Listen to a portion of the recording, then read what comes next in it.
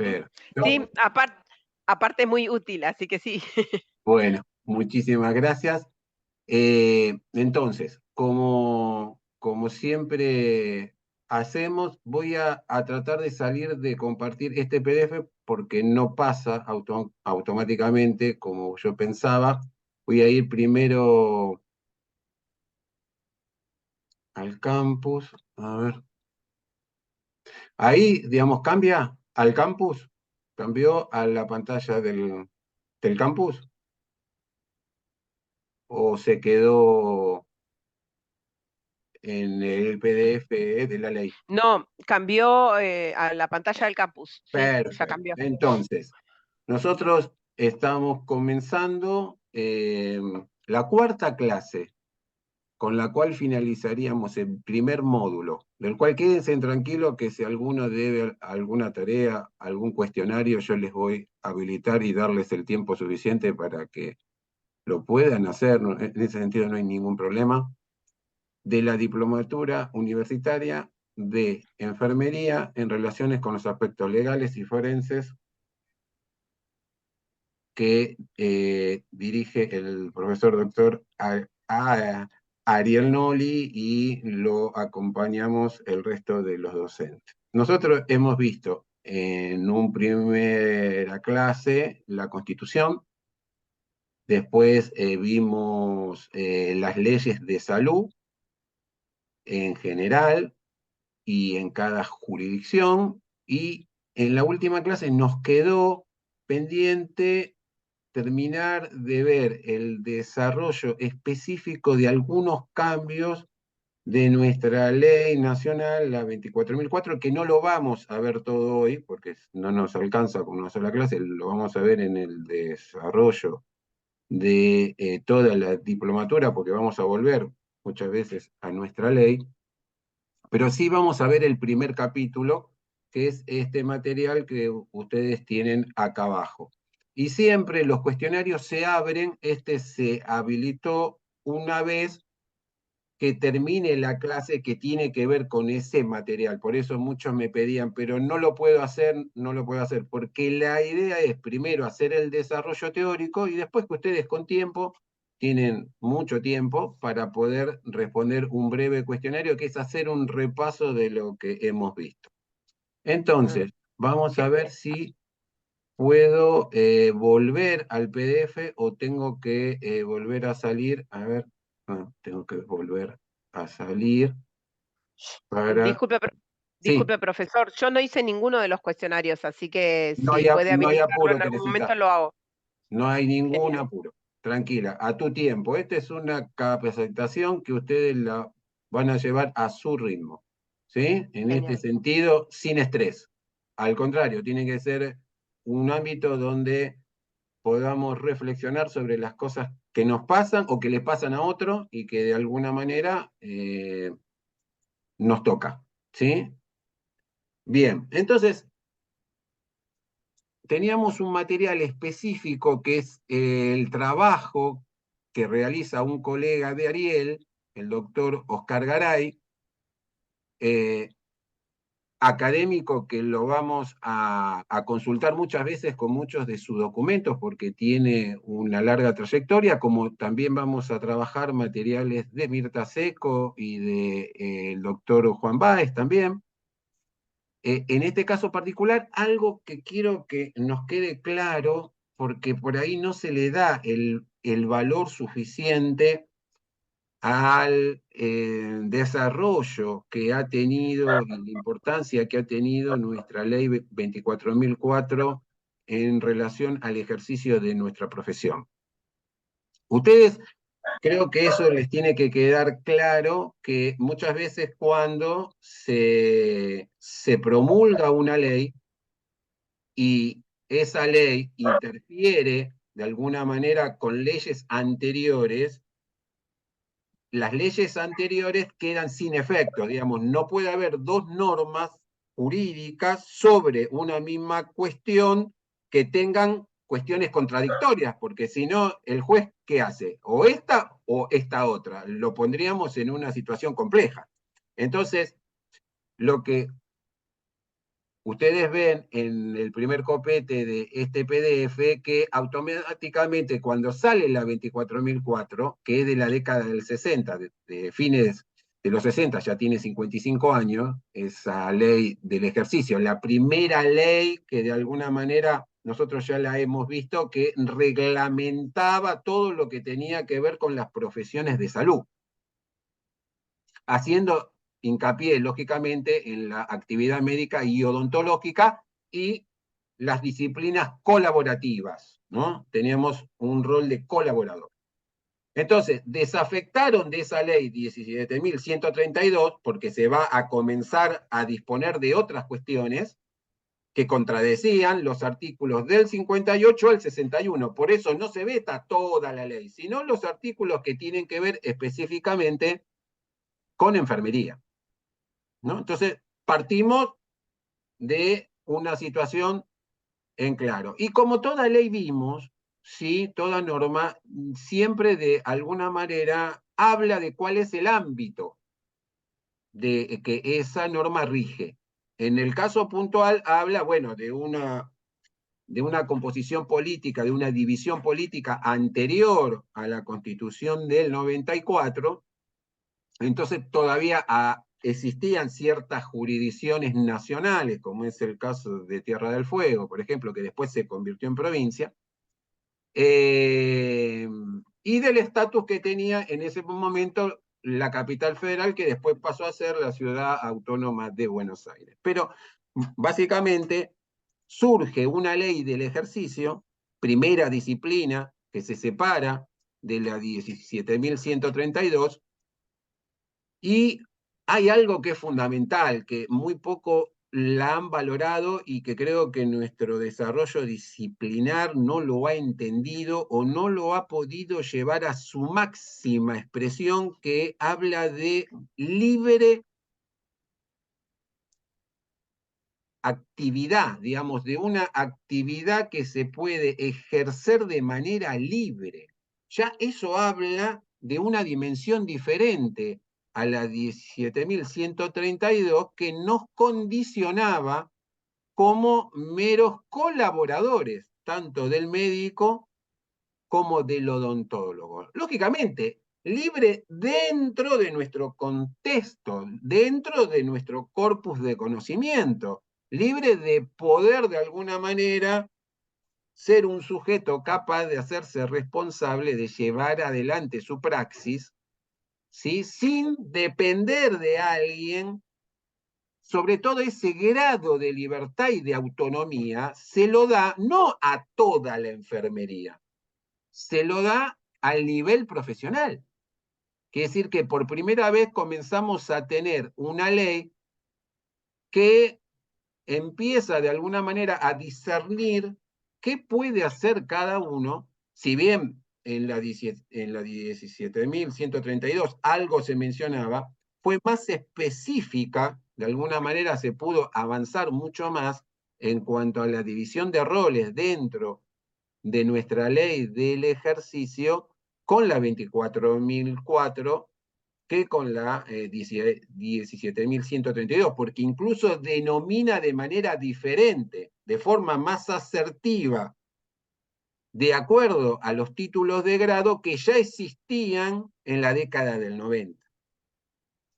Y yo creo que esa es una deuda pendiente que nosotros tenemos con nuestra disciplina, porque todavía no la hemos desarrollado en ese nivel, porque siempre estamos con una conducta expectante, esperando que otro, de alguna manera, nos prescriba o nos esté permanentemente marcando el camino a ejecutar, y desgraciadamente hay poco desarrollo por parte de nuestra propia autonomía, que solo la podemos ejercer nosotros si nos empoderamos de que tenemos esa libertad.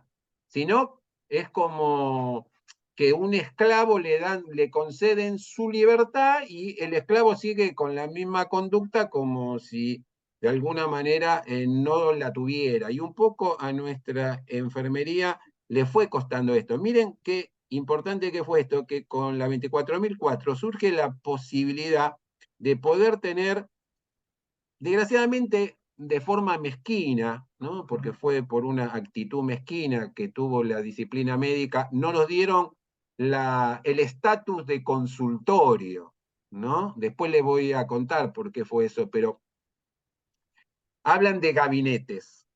Gabinetes está siempre íntimamente relacionado con técnicas, con prácticas puntualmente, con un trabajo más manual que cognitivo, porque de alguna manera nos siguen considerando un trabajador manual, que ejecuta órdenes que otros prescriben, ¿no? Entonces, y en ese desarrollo de esa labor y de ese trabajo, de forma autónoma y libre, es muy poco el desarrollo, habiendo una necesidad tan grande, es muy poco el desarrollo que la enfermería ha realizado, registrando sus propios ámbitos autónomos de trabajo, a tal punto que en las grandes ciudades, sobre todo la ciudad autónoma de Buenos Aires, toda la provincia de Buenos Aires, es prácticamente casi nula la habilitación de estos espacios para el ejercicio autónomo, en comparación con otras profesiones, que lo primero que hacen sus profesionales es abrir sus espacios autónomos.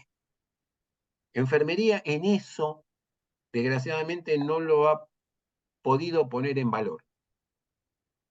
Yo creo que esa es una gran deuda que ojalá en este siglo podamos asumir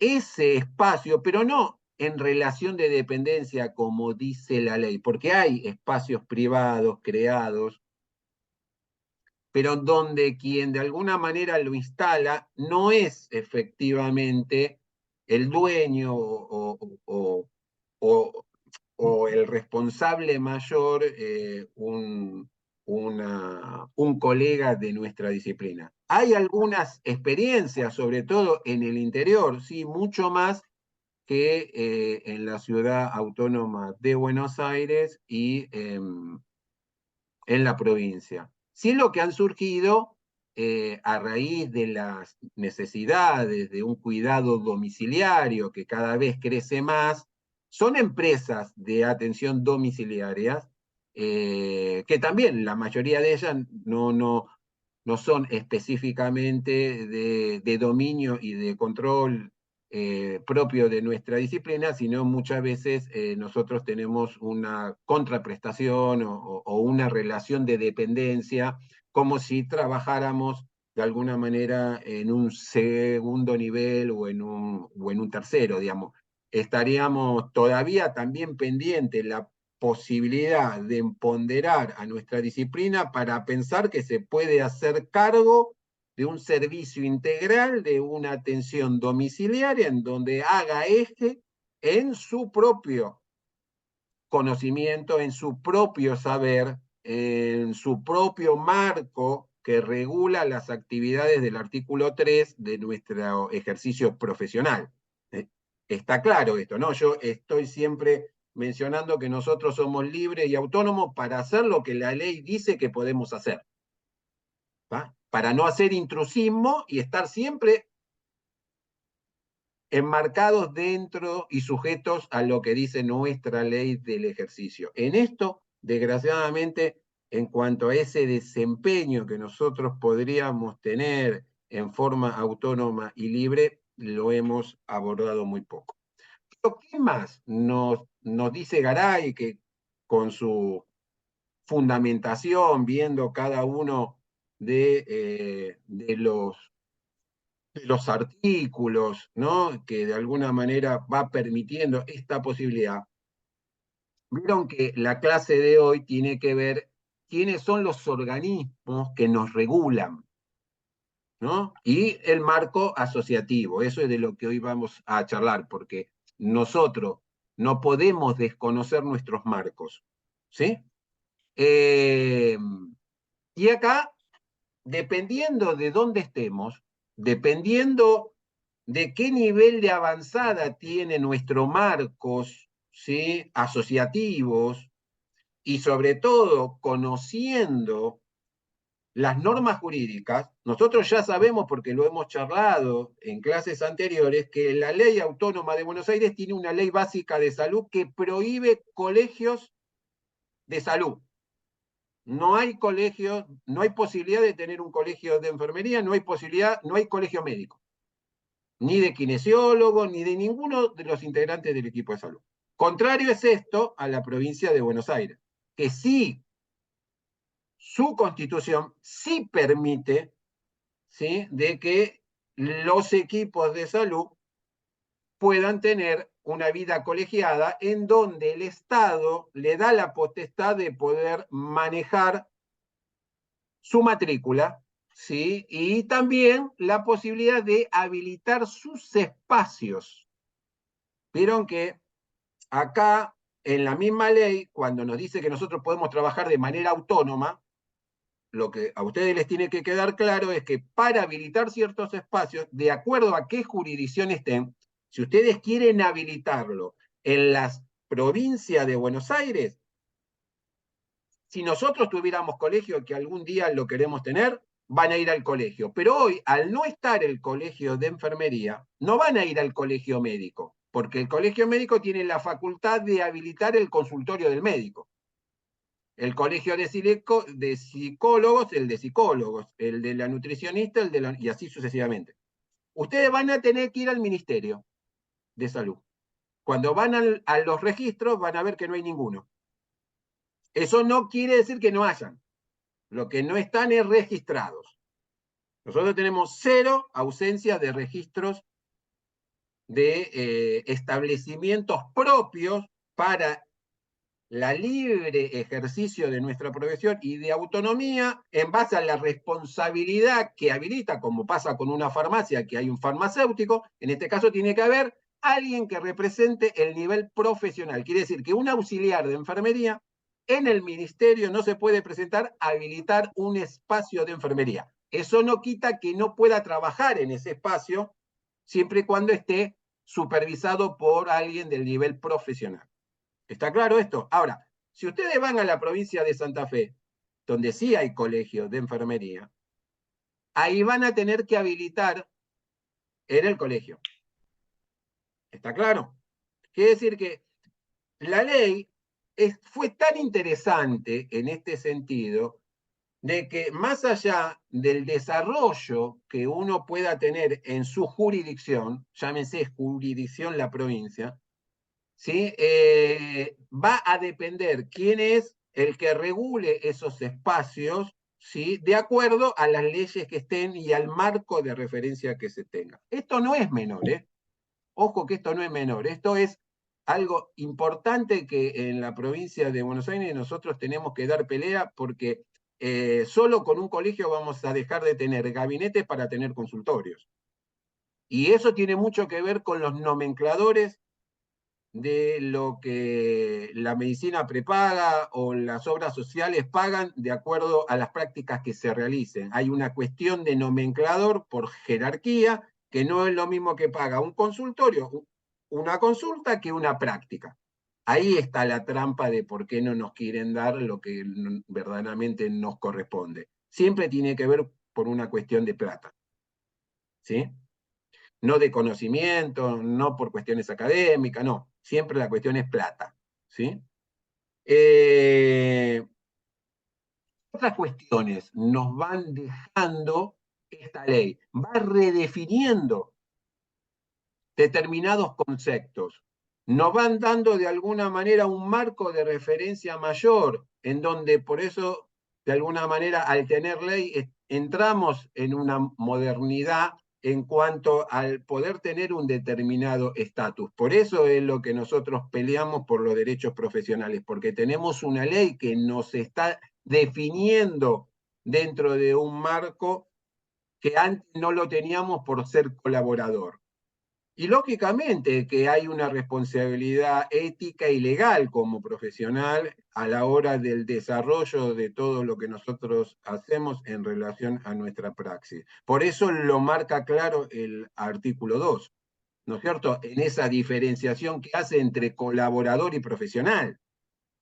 Porque esta es la cuestión que nosotros mismos nos la tenemos que creer, de que dejamos de ser meros colaboradores, sino que somos tan profesional como cualquier otro dentro del equipo de salud y que no somos paramédicos de nadie, ni auxiliares de nadie, sino que somos profesionales. Entonces, cuando ustedes ven algún comunicador que nos llama paramédico o auxiliares de la medicina y todo eso respondía a la vieja lógica de el tipo de denominaciones que usa la ley 17.132, pero que del artículo 58 al 61 se vetó, finiquitó. Entonces hay que sacar del lenguaje de algunos comunicadores y de algunos profesionales de otra disciplina, donde todavía ellos en las interpretaciones que tienen de cómo deben ser las lógicas en cuanto a las relaciones entre profesionales, no hay de mayor jerarquía ni de menor jerarquía. No hay ninguna ley que hable de jerarquía de profesionales. Ni siquiera las carreras de profesionales hablan de jerarquías en cuanto a las funciones. Sí hablan muchas veces en lo que estuvimos charlando en la última clase, que algunas de esas leyes que vimos de algunas provincias agrupan de manera diferente para dar diferentes beneficios. ¿Está claro? Entonces, esto no es menor. ¿Sí?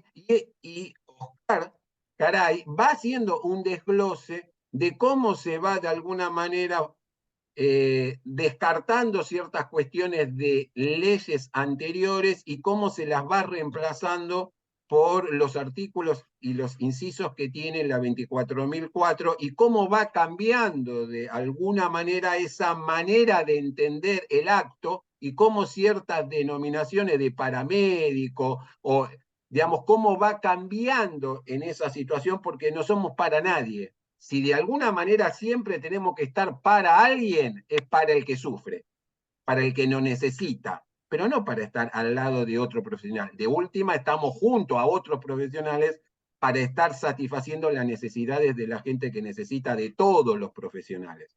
¿Sí? Esto es importante porque muchas veces no nos los damos como sinónimo y no es así. ¿No? Hay cuestiones que se tienen que terminar, pero las tenemos que saber defender nosotros desde dónde nos paramos, porque así como hay un acto médico, hay un acto nuestro también. ¿Sí? Y los dos son importantes, y los dos le hacen bien que trabajen mancomunadamente para poder trabajarlo, y es lo que charlábamos la otra vez, y nosotros vemos que una prescripción está mal, nosotros no cumplimos órdenes de nadie. Nosotros interpretamos y leemos algunas indicaciones que son colaborativas, pero si ver que esté mal escrita o corre riesgo la salud de alguien, tenemos todo a nuestro favor para negarnos, porque en nuestra ley dice que no podemos hacer daño. Entonces, los casos que hemos tenido de compañeros que han sido judicializados no se pueden excusar en no darse cuenta que algo está mal escrito y que puede ser perjudicial para esa persona. Por eso es importante entender esta autonomía que tenemos, este nuevo concepto de este profesional que de alguna manera se plantea de una manera distinta, que trabaja mancomunadamente con el médico para servir de alguna manera entre todos una atención integral. ¿Sí? Acá está claro lo importante que tiene el trabajo por el prójimo. Y lo que vamos viendo dentro de la misma normativa, siempre viendo desde dónde partíamos y hacia dónde vamos, es que el recorrido que fue haciendo la 24.004 en muchas provincias, que eso lo hemos charlado la última vez, es que muchas provincias tuvieron dos posibilidades. En primer lugar, por medio de una resolución, como han hecho muchas en la década del 90, aceptaron la 24.004, porque dentro de la autonomía que hay en el sistema federal, alguna provincia puede proponer su propia ley también para el ejercicio de la enfermería, como lo hizo la ciudad autónoma de Buenos Aires, como lo hizo la provincia de Buenos Aires, como lo hizo Santa Fe, como lo fueron haciendo muchas otras provincias que no solo adhirieron a la 24.004, sino que después llevaron una propuesta, lógicamente, en sintonía con la ley nacional, ¿no? Inclusive la última que salió el año pasado en Córdoba sigue los lineamientos generales de la 24.004, ¿no es cierto? Por eso es lo importante que es hacer las grandes reformas para ir actualizando esta y de alguna manera ir acercando más la ley a cómo hoy estamos trabajando. Y después les voy a mostrar algo que tiene que ver con esto, que es una nueva directriz que salió del Ministerio de Nación, que va a traer ruidos con respecto al artículo 3, porque amplía algunas, o por lo menos visibiliza algunos de los trabajos que nosotros hacemos rutinariamente y que de acuerdo a lo que dice el artículo 3 no lo podríamos hacer. Entonces, ahí va a ser interesante ver cómo vamos a ir de alguna manera proponiendo que la reglamentación de la 24.004 se vaya actualizando de acuerdo a las resoluciones ministeriales que se van proponiendo. Toda ley, como mencionamos recién, tiene un ámbito de aplicación. Y lógicamente que la 24.004 sirvió para los tres subsectores, ¿sí? Y trajo de alguna manera la posibilidad de ir resolviendo determinadas situaciones en determinados lugares en donde no había, ¿sí?, una norma clara en cuanto a su ejecución. Y como mencionamos,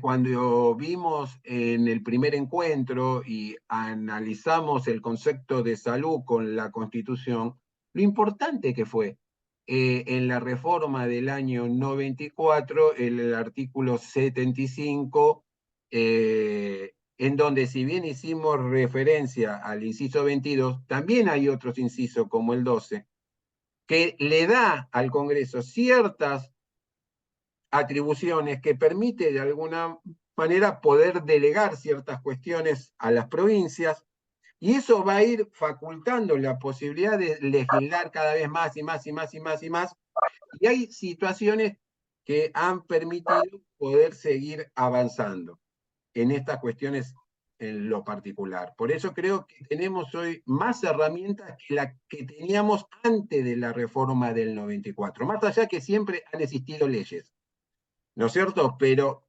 el estatus que da y la claridad que trae esa reforma, bueno, va a ir facilitando de alguna manera otros avances o otros principios, ¿no? Y de otras reglas.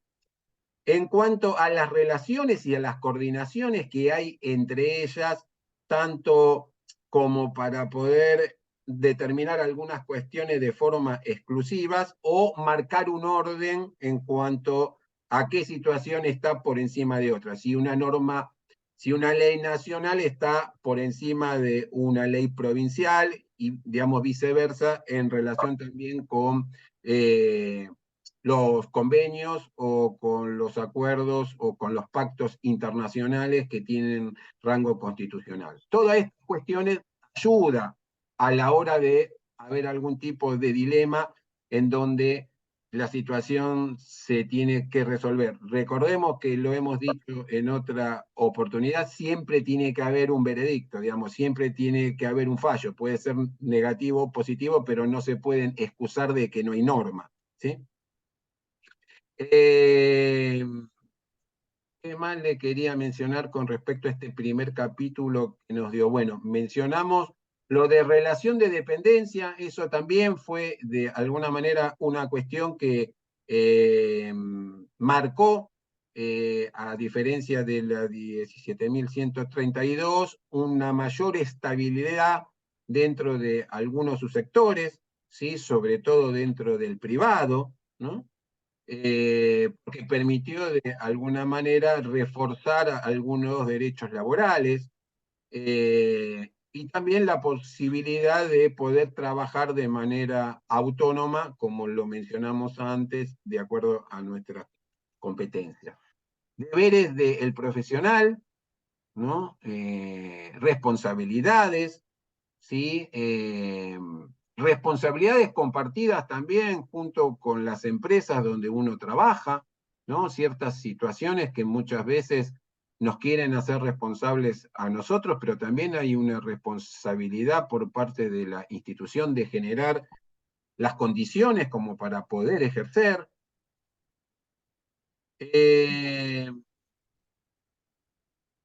la posibilidad de poder ir viendo nuestro ejercicio de acuerdo a nuestras competencias de una manera mucho más clara, teniendo por supuesto en cuenta nuestro código de ética, que si bien nosotros no tenemos un código de nuestra disciplina en Argentina, sí ya lo hemos mencionado antes, que de alguna manera el Consejo Internacional lo tiene y el Mercosur también, adherimos a eso.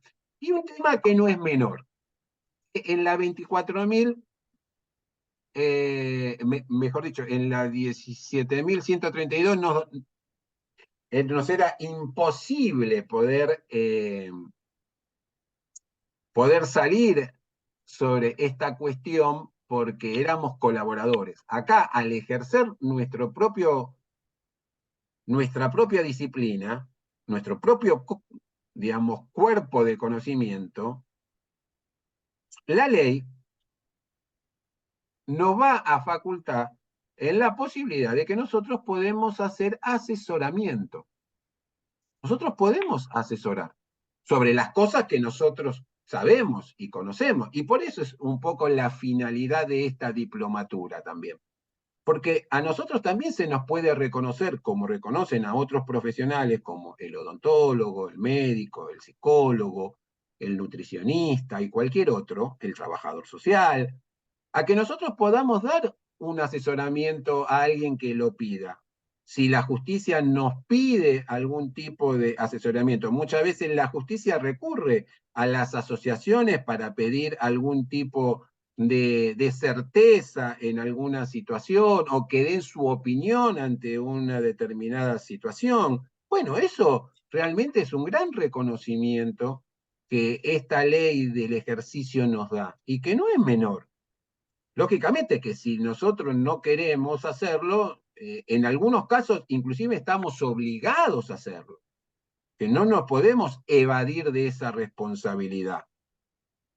Entonces, el poder dar un dictamen, dar un consejo, emitir un juicio de valor con respecto a una situación, bueno, eso es una gran responsabilidad que sirve para los tres poderes.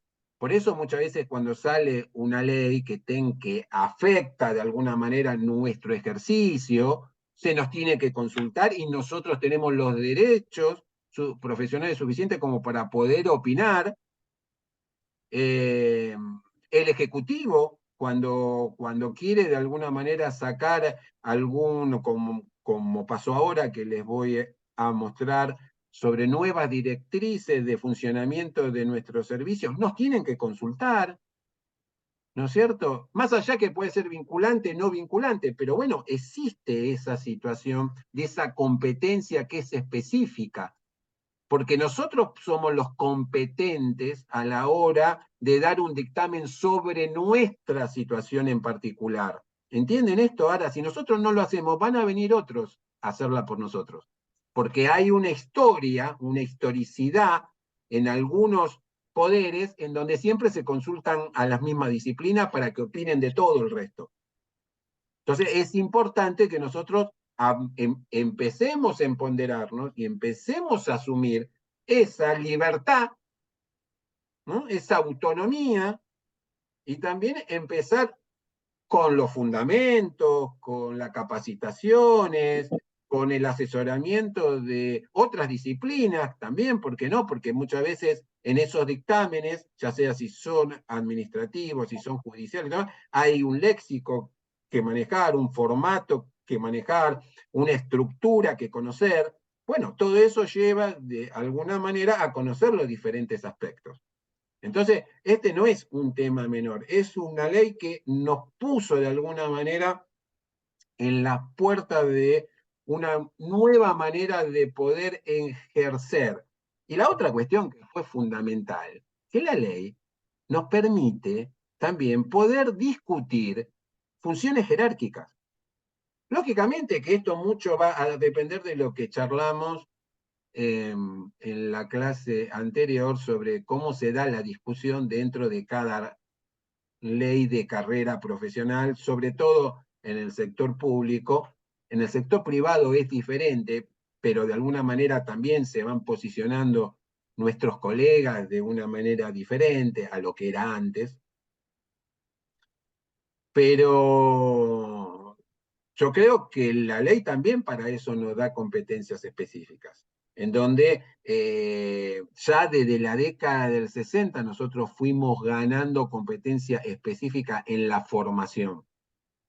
Nosotros nos ganamos el derecho a partir del 67 de un plan nacional de formación en donde debía ser ejecutado por representantes de su propia disciplina. Eso no es un tema menor. Cuando venimos de una tradición en donde la primera escuela de enfermería fue creada por una médica y dentro de una asociación médica. Entonces, entiendan de que hay ciertas cuestiones que nos fue llevando un tiempo el poder, de alguna manera, separarnos, pero el poder opinar, el poder tener funciones jerárquicas, el poder asumir la responsabilidad de la gestión, de la administración de nuestros propios espacios, eh, no es tema menor. Ahora, que después nosotros no lo querramos defender de la forma como lo debemos defender, es otra historia. O no tengamos la fuerza como para poder defenderlo, esa es otra historia, ¿no? Pero que tiene que ver con nuestro cuerpo también. Integrar tribunales, integrar concursos hacia adentro de nuestra disciplina con autonomía, pero ¿por qué no también en áreas generales, con otras disciplinas? Ese es el estatus que nos dio esta ley, un estatus de igualdad. Ahora, si nosotros nos consideramos inferior, bueno, esa es otra historia. Entonces, tenemos una ley que no será como ideal, pero es de avanzada para esa época. 40 años atrás o 30 y pico años atrás, esta ley era una ley de avanzada.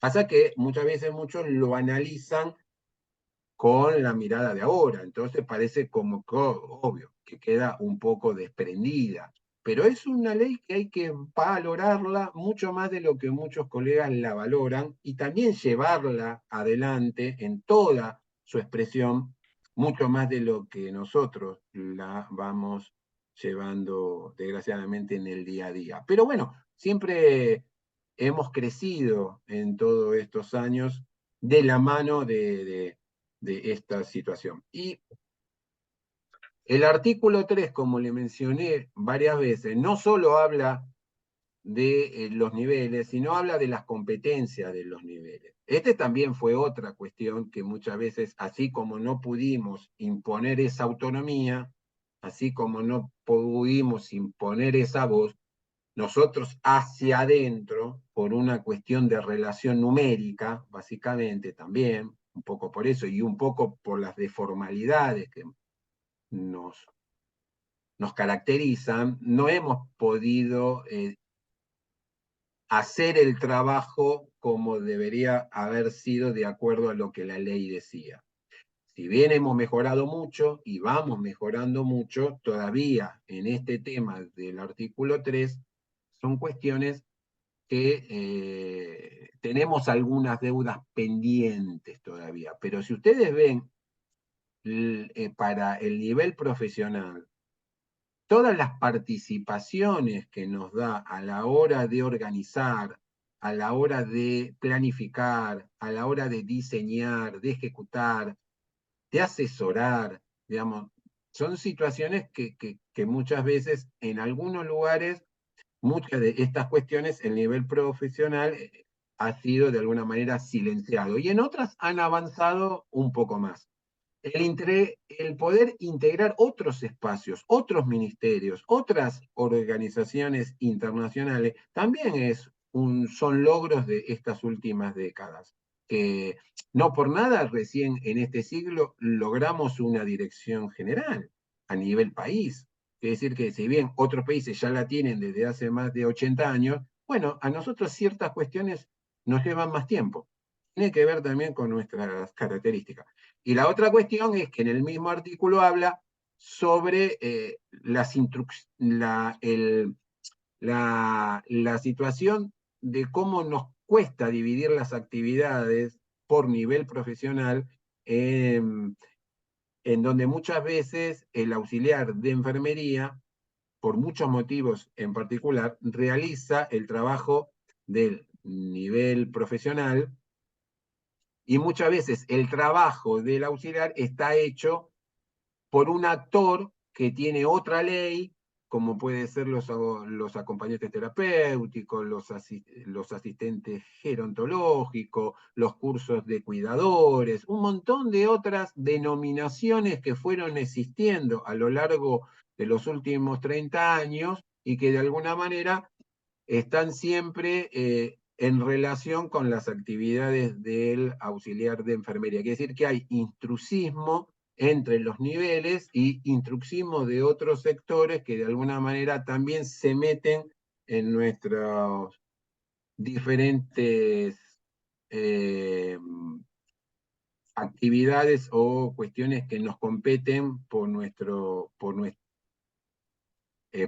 ley. Y bueno, esas son cuestiones que también al no tener una supervisión de esto mucho más controlado, o quien debe controlar no lo controla, esta situación desgraciadamente ocurre y si no tomamos nosotros la responsabilidad de cuidar nuestro propio ejercicio profesional, no lo hace otro, lo tenemos que hacer nosotros.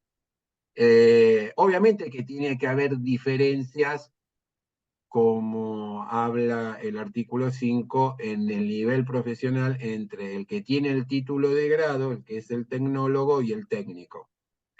Tendría que separarse un poco más. Creo que ahí va a haber todo un trabajo en donde se va haciendo de alguna manera en cuanto a determinadas situaciones, pero hoy sigue existiendo en muchos lugares que enfermeros tengan a cargo a licenciados. Es decir, que todavía no hemos, y si se descuidan un poquito más, en algunos lugares todavía puede haber algún auxiliar que tenga a cargo a algún profesional, en algunas jurisdicciones o en algunos subsectores. Todavía hay ciertas cuestiones que todavía no están del todo emprolijadas. Hay sorpresas por todos lados, ¿no? Estas son situaciones que también tenemos que comenzar a ponerlas en un marco, porque la misma ley dio todo un tiempo para regularizar ciertas situaciones que desgraciadamente se han vencido y que muchas veces no hay nadie que supervise estas cuestiones, y amparadas muchas veces por un marco laboral benévolo. Bueno, esto nos llevó mucho tiempo poder resolver, desgraciadamente. A veces lo que no piensan es en el todo, a veces piensan solamente en una partecita. Y acá hay algo que es importante, que yo se lo remarqué, que lo remarca Garay en el análisis que hace él de este primer capítulo, en donde, bueno, hay una responsabilidad de muchas de las cosas que nos pasan que tienen que ver con las conducciones de esas instituciones. Muchas veces son las mismas instituciones las que sabotean esta ley y quieren trabajar pensando que están todavía con el marco regulatorio de la 17.132, porque piden subordinación y cierta cuestión que no entienden que hay un marco que ha cambiado. Es decir, que es interesante de alguna manera ver cómo hay, sobre todo en algunos sectores privados, donde hay una hegemonía, que en donde ahí nos encontramos con un médico que además de ser médico, es dueño de ese espacio, entonces cree tener mucho más derechos disciplinares que lo que la ley marca. Entonces, bueno, hay toda una situación. Y uno de los temas que aporta, que antes en la 17.132 era el médico el que se cuidaba del intrusismo, que no se lo hagan con él, en esta ley empezamos a ver cómo el intrusismo, como se lo marcaba antes, de alguna manera comienza a tener un valor y una importancia, y que para nosotros no es menor. Nosotros cuando decimos que en la provincia de Buenos Aires necesitamos un colegio, es porque el Estado no vigila el intrusismo como debe ser. Se asusta, sí, en los medios cuando hay un falso médico, pero nunca se asustan cuando hay una falsa enfermera. Entonces yo creo que el intrusismo es algo que nosotros tenemos que asumir dentro de nuestras asociaciones para que nuestras asociaciones puedan dar la certeza de que quien está realizando ese cuidado es una persona que no está haciendo intrusismo, sino que da las garantías desde su formación y desde su formación continua, que es una persona que está certificada para poder hacerlo.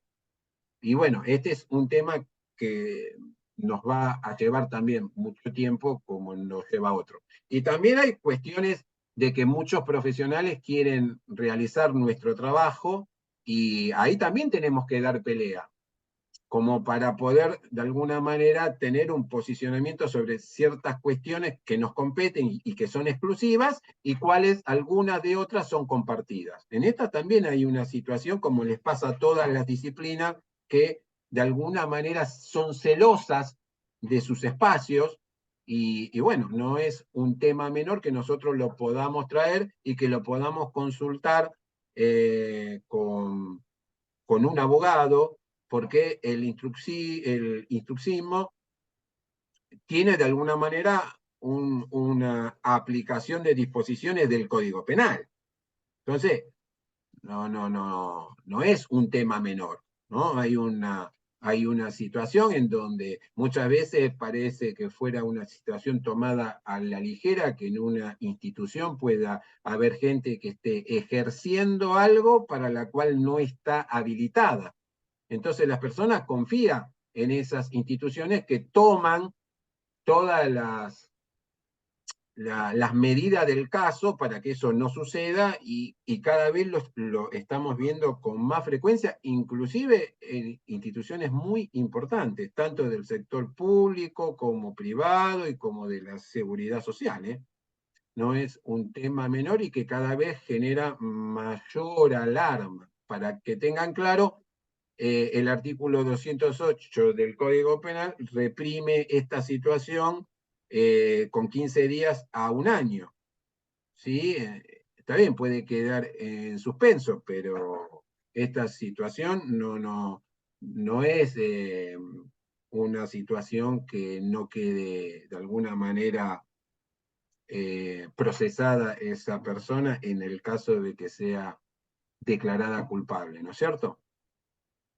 Bien, no quiero, porque me está llevando toda la hora esto y tengo mucho más. Pero bueno, es una lectura muy fácil que les dejo de este PDF sobre este primer capítulo. Sabe que nuestra ley tiene más capítulos, los vamos a ir viendo porque cada uno de ellos nos fue poniendo en una situación diferente, mejor dicho, nos va llevando a una dimensión diferente. Hasta acá, si alguien quiere hacer alguna pregunta o algo, con mucho gusto. Van a tener en el cuestionario algunas cuestiones vinculadas con algunos de los conceptos que yo les mencioné. Si alguien tiene alguna consulta o algo, con mucho gusto. Recién ahora estaríamos entrando a la temática de hoy específico. Ese es el pequeño atraso que teníamos en cuanto a lo que habíamos visto. Vamos a poner acá presentación de diapositiva. Aprovechen, ¿eh? Si alguien quiere decir algo, si quieren hacer alguna reflexión, todo es bienvenido, ¿eh? Acá somos todos iguales. Bueno, quédense pensando, siempre hay tiempo. Perdóname, José, ¿te Vale, puedo hacer Quiero meter un bocadillo en esto. sí, Eh, si me permitís 5 minutos de... es A esperado. ver, quiero señalar dos cosas, digamos. Técnicamente lo que vos definís como intrusión, ¿sí? Y eso sería bueno también que lo empecemos a tomar de esa forma, ¿sí? Se conoce en las asociaciones profesionales como incumbencias profesionales. Ese es el nombre técnico que tiene, ¿sí? La capacidad o el desarrollo que puede tener un profesional en el marco del ejercicio de su profesión. Y de ahí deviene también la importancia de las asociaciones profesionales, que más allá de las diversas tareas que ejerce, una de las cuestiones que debería afrontar, y esto no solo es para los enfermeros, ¿no? O sea, tiene que ver con todo, tiene que ver con los abogados, con los enfermeros, con los médicos. Los colegios deben defender las incumbencias profesionales y evitar lo que vos llamabas intrusiones. ¿Y esto por qué es importante? Es importante porque en definitiva delimita el marco del ejercicio profesional y es lo que no torna abstracto, ¿sí? Cuando uno se considera, en el caso de los enfermeros, como yo entiendo que corresponde, que es como un profesional de la salud.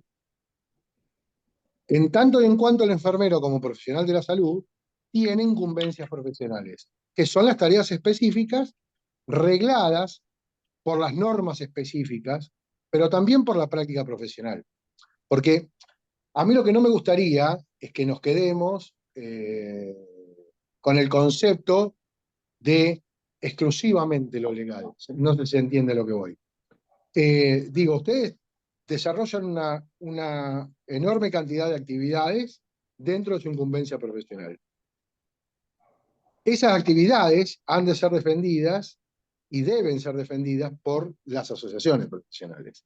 De ahí también la importancia de, ya no solo en el marco legal, aun cuando el marco legal no exista, de pelear para que exista el marco legal en las jurisdicciones donde este no existe, que permita la existencia de las asociaciones. Porque digo, la asociación profesional no es exclusivamente un ente burocrático, es también quien debe velar por estas incumbencias profesionales y evitar de esta forma, ¿sí?, que se produzca todo eso que vos estabas señalando, entiendo muy correctamente desde mi punto de vista. Simplemente quería aportar eso. Muy bien, Continúa y después seguimos con lo mismo. cómo no, porque no quiero, digamos, tomarme todo el tiempo que queda porque hay algo Tranquilo. que quiero que vos hables y que me parece importantísimo porque se une con lo que yo estoy diciendo. Bueno, hay organismos y asociaciones. Cuando me refiero a organismos, me refiero a un representante del Estado. Cuando hablo de asociaciones, me voy a referir a nuestra capacidad organizativa. ¿Está claro esto? Digamos, son dos nucleamientos, uno es uno corresponde al gobierno y otro no corresponde al gobierno. ¿Sí? Bien, pero que tienen de alguna manera incidencia en lo que hace a nuestra profesión. Toda profesión, esta es la diferencia que hay con un oficio. Por eso muchas veces cuando los comunicadores confunden las cosas, una profesión tiene mínimamente 4 marcos. Esos 4 marcos es el académico, el asociativo, el laboral y el legal. ¿Está claro esto, digamos? Ahora, ¿cómo cada uno de estos se van formando? ¿Quién comienza primero?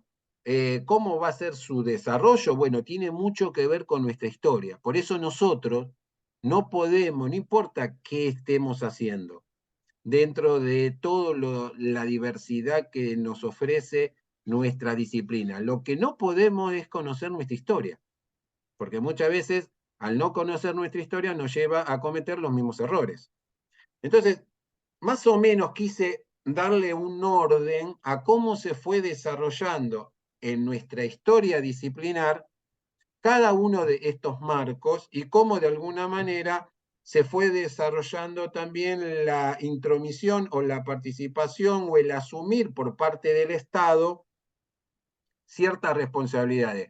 Recuerden lo que dijimos en la primer clase, que la Constitución de 1853 o la de 1860, digamos, el tema de la salud dentro de los derechos que hablaban, prácticamente no lo tocaba, porque ese derecho era una cuestión que dependía de la buena voluntad de cada persona, ¿sí? Y desde los roles de los estados que se fueron, del rol del Estado que se fue constituyendo durante el siglo XIX, muy hacia fines del siglo XIX, el Estado comienza de a poco a hacerse cargo de algo que hasta ese momento lo delegaba en otros, que ya vimos en quiénes eran y cómo de alguna manera eso se fue dando en el transcurso del siglo XX y cómo hoy llegamos con ciertos vestigios en cuanto a esa situación. Lo primero que se desarrolló en la enfermería de nuestro país es un marco que de alguna manera nos tocó, que es que a nivel internacional la enfermería se comenzó a organizar. Y el Consejo Internacional de Enfermeras es la primera organización de trabajadoras, ¿sí?, del mundo. No existió ninguna organización de mujeres que se nuclearan desde la mirada del trabajo, ninguna.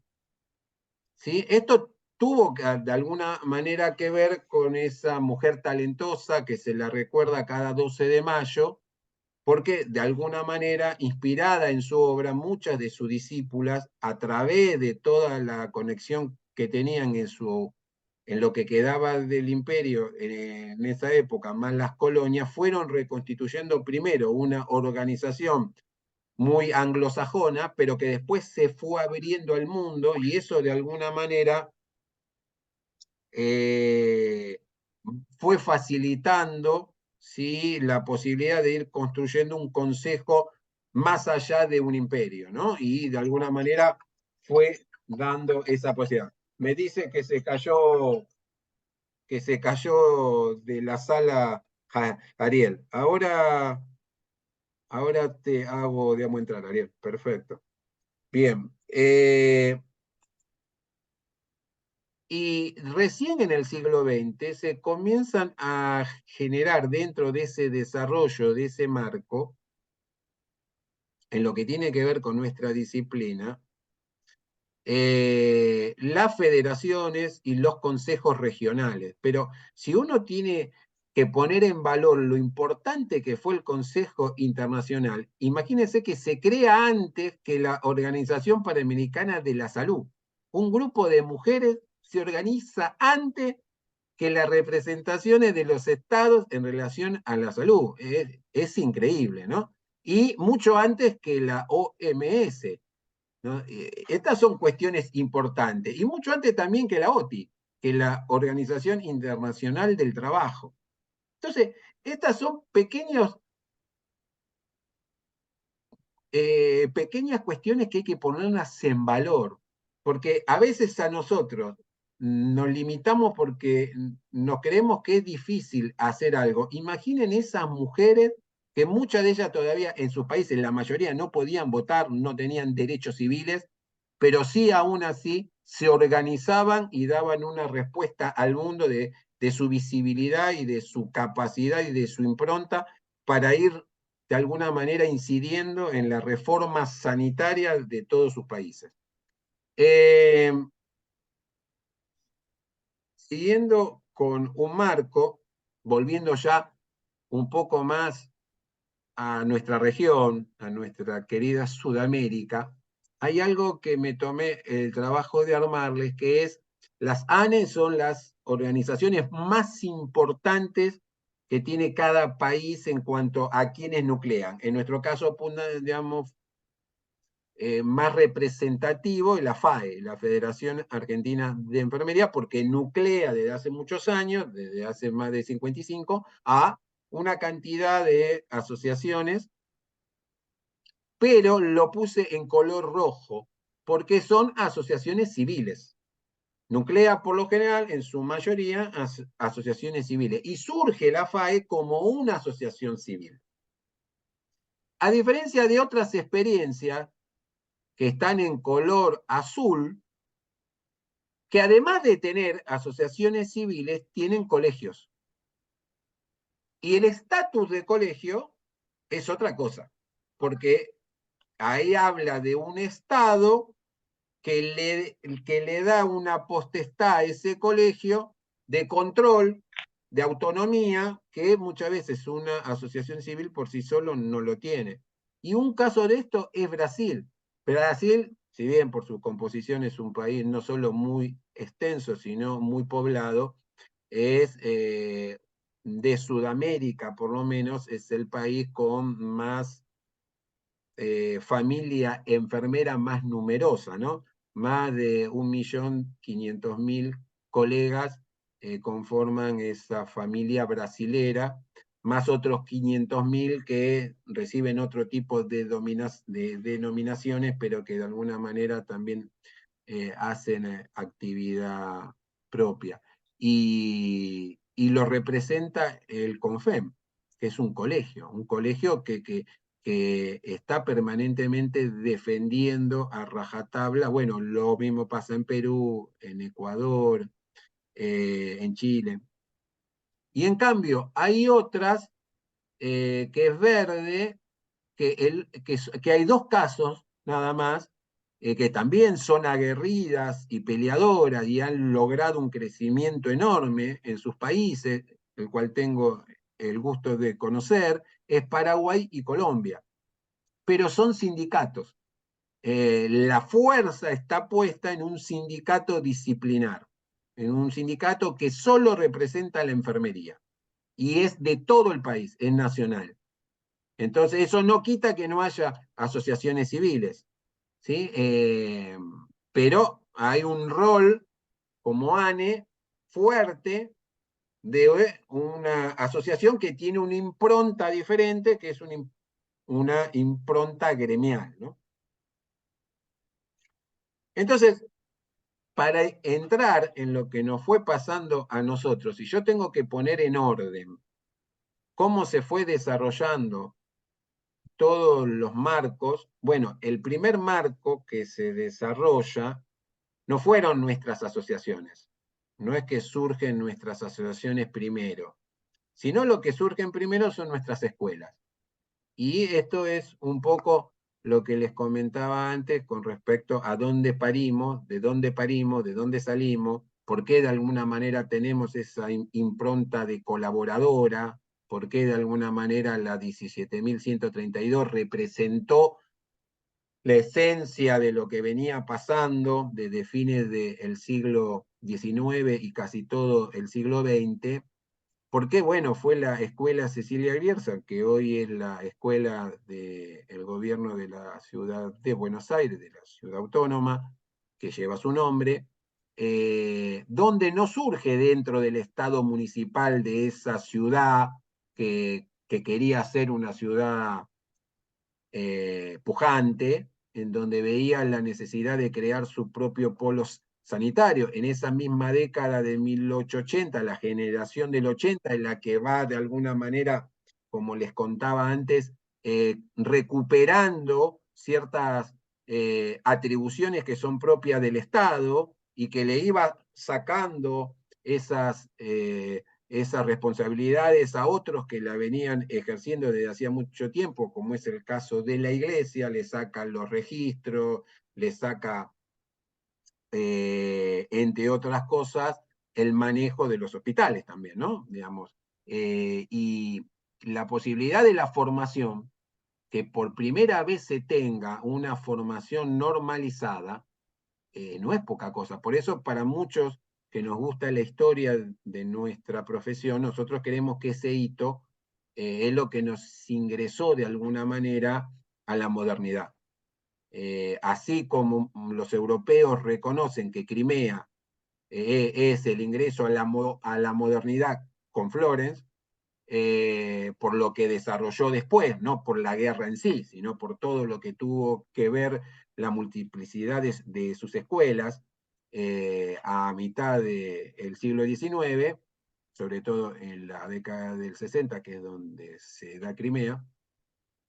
Bueno, todo eso de alguna manera fue dando que muchas escuelas se fueran desarrollando, algunas dentro de asociaciones médicas, como fue la Cecilia Grierzo. Después pasó, gracias a las gestiones del primer secretario de salud importante que tuvo la ciudad, que fue Coni, Emilio Coni, que no por nada fue uno de los primeros grandes sanitaristas, higienistas que tuvo la medicina, en donde vio la necesidad de fortalecer un sector que venía de alguna manera en una oscuridad, digamos, en una situación de olvido, ¿sí?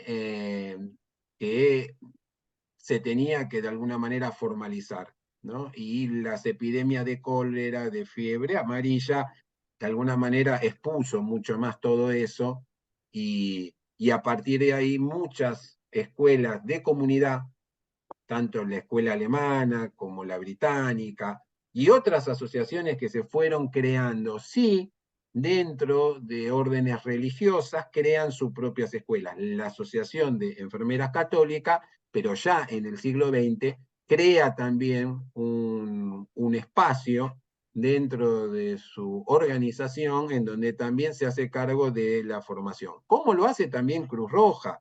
¿No? En toda la primera parte del siglo XX hay una gran necesidad de formar un recurso, de darle una formación, porque era muy escasa la cantidad de personal que estaba formado. La mayoría eran idóneos, eran empíricos, eran pobres o abandonados en los hospitales que se dedicaban a cuidar a otros. Digamos, no había un desarrollo académico como lo venía teniendo, sí, la medicina desde que se crean las primeras escuelas de medicinas en el país, que comienzan a tener ya una formación más en nuestro país sin depender de tener que viajar a Perú o viajar a Europa para poder formarse. A nosotros nos costó mucho más esa formación, y desde ya que desgraciadamente no se dio dentro de los espacios universitarios, sino que se dio dentro del espacio hospitalario.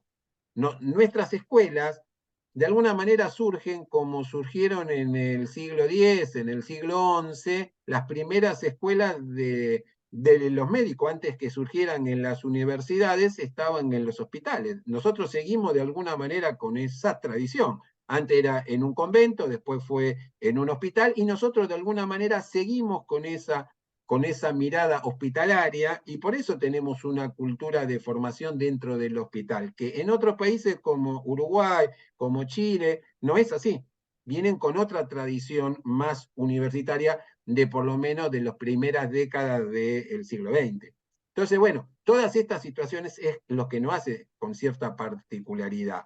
Cuando comenzamos en una década importante, que fue la década del 40, del 45 al 55, de alguna manera se ve ahí una época de oro para la enfermería argentina, con el gran desarrollo de la multiplicación del plan quinquenal de otro gran hombre de la salud pública, que fue Carrillo, en donde puso énfasis en seguir fortaleciendo una estrategia de formación de enfermería, pero ya no solo en la ciudad de Buenos Aires, sino en todo el país y en todos los hospitales nacionales que se iban creando. Entonces, de alguna manera, eso después vino fortalecido por la Fundación Eva Perón, en donde también, de alguna manera, creó otro modelo de escuela, más comunitaria que hospitalaria, pero también fortaleciendo la cuestión hospitalaria, que es decir, que hubo un gran desarrollo en cuanto a lo formativo, pero no tanto en cuanto a lo asociativo, porque la única asociación que hasta ese momento siguió existiendo fue de alguna manera la Asociación de Enfermeras Católicas. Después, lógicamente, sí, comenzamos una década del 60, en un momento álgido del país, en donde se comienzan a dar hacia fines de los 50, después del 55 y durante el 60, se comienzan a dar los primeros pasos, que no es menor, en las universidades. Pero no comienza la licenciatura todavía, sino la enfermera universitaria profesional, ¿no? Esa formación que se podía también hacer muy parecida a la que se hacía en las tecnicaturas, que no existían con ese nombre, pero digamos, en otros espacios que ya existían se venían dando. Pero es hacia fines de esa década, en el 67, cuando hay un gran hecho histórico, que es la primera resolución que regula la formación en educación de enfermería para todo el país. Que todas las escuelas de alguna manera tengan un solo plan de estudio. Eso fue un hito histórico. Y no es menor. Es más, yo me formé con ese plan de estudio en la década del 90. Miren cuántos años siguió esa formación del 67 hasta una parte importante de la década del 90. Quiere decir que fue un plan de estudio que permitía que una persona comenzara a estudiar en Jujuy y terminara, si quería, en Buenos Aires, porque era el mismo plan de estudio. ¿Sí? Y yo creo que por ahí había un cierto libertad para algún matiz específico de alguna zona, pero había una estructura importante. Inclusive surge como resolución, dice que ahí nosotros asumimos la posibilidad de capacitarnos y que no es otra disciplina, surge el profesorado. Y uno de los primeros profesorados surge dentro de una orden también religiosa, que es el profesorado Padre Luis Tesa, y que después va a haber otros profesorados, obviamente en otras instancias, ¿no? Hasta llegar también al profesorado universitario. Pero también surgen ahí, en la década siguiente, las formalidades de empezar a reconstruir asociaciones de escuelas, para ir de alguna manera sosteniendo toda esta reforma. Y yo creo que el salto más grande que damos ya es hacia principios de este siglo, cuando, bueno, en la ley de educación superior, claramente pasamos hace ya 14, 15 años, del artículo 42 al artículo 43, estando en el mismo estándar de otras carreras que son tan importantes para el desarrollo de una sociedad, como es medicina, abogacía, todas las que de alguna manera tienen una responsabilidad mayor por las implicancias que tienen en cuanto a su ejercicio. Nuestro marco asociativo, que tiene que ver con esto que le decía antes, a asociaciones civiles, colegios, sindicatos, también fueron teniendo a lo largo del tiempo un desarrollo diferente. La Asociación Católica fue la primera, después surge la Asociación de la Capital Federal, hoy AECAF, la Federación Argentina surge después, porque hay una expresión también que se multiplica hacia el interior del país. La provincia de Buenos Aires lo puse en rojo porque hoy ya no existen, pero existen otras asociaciones como la que yo presido, la Asociación de Licenciados y Docentes de Enfermería de la provincia de Buenos Aires, pero está también Asociación de la Costa, de los enfermeros de la costa, de atención primaria de Mar del Plata, de Zona Norte, de Zárate Campana, y así hay cada vez más asociaciones. Somos más de 7 asociaciones que nuclean profesionales de enfermería con personería jurídica. Quiere decir que eso ha crecido mucho y siguen creciendo cada vez más. Asociaciones, últimamente han surgido las asociaciones de especialistas, asociaciones en gestión, bueno, infinidad de diversidad de asociaciones, que eso habla, por un lado, de que le estamos dando otro valor a esta cuestión que para mí me parece que es primordial, ¿no? Que es estar juntos. Los colegios. Los colegios, creo yo, que también desde las distintas experiencias, sobre todo del interior, y también los sindicatos, que desde los primeros sindicatos de escalafón general, que fueron los primeros, ATE en primer lugar, UPCN, APSA, FACSA, Salud Pública, que son todos sindicatos de escalafón general, y también lo que empezó a suceder en estos últimos 25 años, que comenzaron a animarse construcciones de sindicatos, que algunas son más viejas todavía, como el Sindicato de Enfermería de Salta, el ALE, Suera, AEDVA, CITRE y tantas otras que el Sindicato de Enfermería de Neuquén y otras expresiones de asociaciones sindicales que son puramente de nuestra disciplina, inclusive hasta con diferencias, algunas que nuclean solamente licenciados y otros que nuclean a toda la familia enfermera. Quiere decir que también con ciertos matices y con ciertas diferencias. En el tema puntual del colegio, esas son algunas de las provincias que ven con un puntito celeste que se nota poco, las provincias y todo lo que nos falta todavía por lograr que muchas más provincias tengan, si bien tenemos en Jujuy y en Tierra del Fuego, todavía en el medio nos queda un largo camino por recorrer y por de alguna manera asumir la responsabilidad que tiene un colegio en aquellas jurisdicciones que se puedan.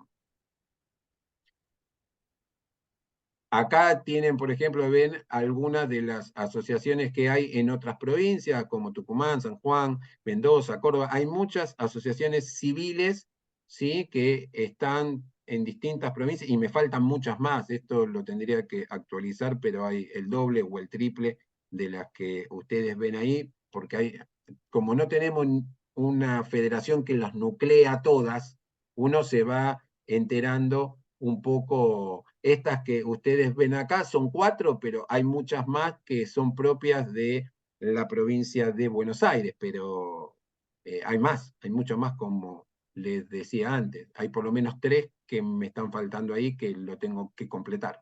El marco laboral, un marco laboral que comienza a tener sus primeras improntas en el Estado y en el sector privado, a medida que fueron surgiendo los primeros convenios colectivos de trabajo. Bueno, lo que le mencioné en la última clase, que es el 149, es de la OTI, todavía nuestro Congreso no lo ha refrendado o reconocido. Pero bueno, lo último que charlamos en la última clase fue específicamente la 10.471 con el pase de 5.000 compañeros en la provincia de Buenos Aires a la carrera hospitalaria de profesionales. Es un hecho histórico también como para remarcar. Y en cuanto a la cuestión legal, hoy estuvimos mencionando mucho la 132, que es de donde partimos en la década del 67, y un hecho que no es menor, que de hace unos días salió la promoción de la formación y del desarrollo de la enfermería, la 27.712, que después se la voy a asumir, y un video en la cual yo analizo esa ley y la contribución que hago, no crítica, la contribución que hago en torno a un artículo que es el que cuestiono, que tiene que ver con dar una prórroga de 2 años para seguir formando auxiliares de enfermería, algo que a veces no hay que dar en una ley, abrir una puertita porque después te la abren de par en par, y yo creo que hoy tenemos muchos compañeros que son licenciados y que son enfermeras que no tienen trabajo. Entonces, si nosotros comenzamos otra vez a reabrir la formación de auxiliares, esa es una situación que beneficia mucho a la corporación médica, que son dueños de clínicas y sanatorios porque pagan 2,50 pesos, pero no a las personas que se atienden y que se cuidan. Y yo creo que una cosa es profesionalizar al que ya está y otra cosa es permitir una capacitación que para algún momento de la historia argentina pudo haber servido, pero hoy lo pongo en duda. Así que esa va a ser para un análisis posterior, porque si no, nos vamos a quedar sin tiempo para que nos hable un poquito, justo 30 minutos te queda, Ariel, para que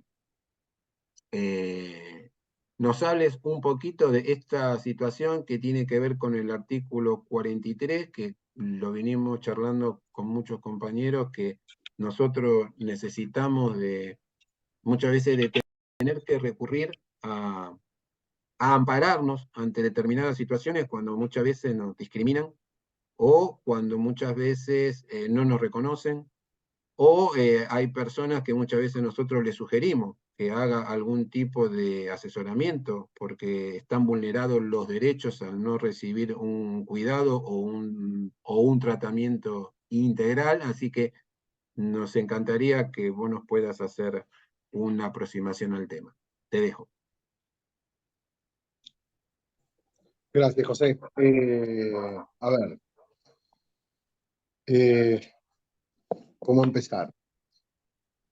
Me gustaría primero Fíjate que reforzar un poco. tenés muteado algo porque no sale el sonido. No tengo muteado nada, si no sale el sonido, a ver, espera que. ¿Ahí se escuchan? Acá me figura como que está todo bien, pero no te escucho. Yo lo, ¿Los yo lo demás se escucho. escuchan? Yo lo ¿Teresita? ¿O escucho. soy yo por Yo ahí? lo escucho. ¿Querés que salga y vuelva a entrar al Zoom?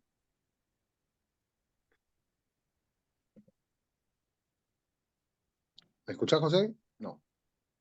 Salgo y entro de vuelta.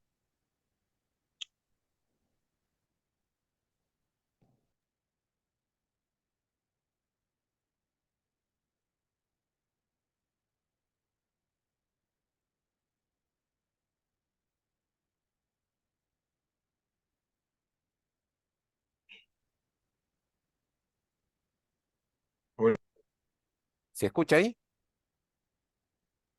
Sí, Sí, sí se escucha. Sí, lo estaba escuchando Ariel porque por ahí fui yo que me desconecté los auriculares y pensé que se me había... Hice un blooper. Disculpen. Ahí vamos. ¿Ahí me escuchan? Sí, Perfecto, profesor. perfecto. Perfecto, buenísimo. Bueno, no, te decía que primero insisto en reforzar un poco esto de lo que vos hablabas recién, porque me parece que es muy importante.